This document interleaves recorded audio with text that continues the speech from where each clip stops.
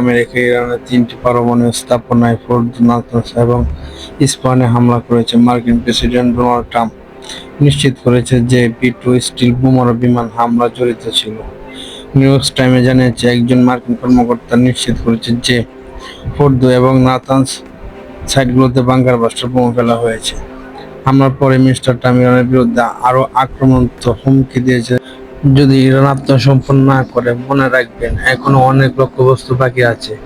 তাহলে ইরানের স্থাপনাগুলোতে আক্রমণ করার জন্য ব্যবহৃত B-2 স্টিল বোমারু বিমান এবং বাংকার বাস্টার বিমান অস্ত্র। মার্কিন B-2 বোমারু বিমান, যাকে এখন পর্যন্ত নির্মিত সবচেয়ে ব্যয়বহুল বিমানের হিসাবে চিহ্নিত করা হয়েছে। প্রতিটির দাম প্রায় $2.1 বিলিয়ন।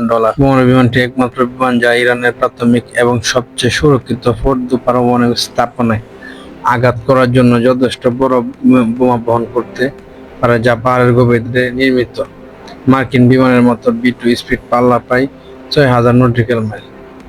আকাশে জ্বালানির পড়ার মাধ্যমে কমপক্ষে সব বোমারু বিমানগুলি বিশ্বব্যাপী কার্যকর লক্ষ্যবস্তুতে আঘাত করতে পারে। এই বিমানের বিভিন্ন ধরনের প্রচলিত এবং পারমাণবিক অস্ত্র বহন করতে পারে। বিমান বাহিনী তাদের ওয়েবসাইটে জানিয়েছে যে বোমারু বিমানগুলির 2 জন ক্রু থাকে, বাম পাশে একজন পাইলট এবং ডান পাশে একজন মিশন কমান্ডার। রাইডার্সের মধ্যে পেন্টাগনের পরিকল্পিত অধিগ্রহণ কর্মসূচি চিহ্ন করার পর মাত্র 21টি B-2 স্পিড বোমারু তৈরি করা হয়। এগুলি আমেরিকার সবচেয়ে উন্নত কৌশলগত অস্ত্র প্ল্যাটফর্মের মধ্যে একটি হিসেবে বিবেচিত করা হয়, যা আধুনিক বিমান প্রতিরক্ষা ব্যবস্থায় প্রবেশ করে এবং ফোর্দো মতো লক্ষ্যবস্তু আঘাত আনতে সক্ষম।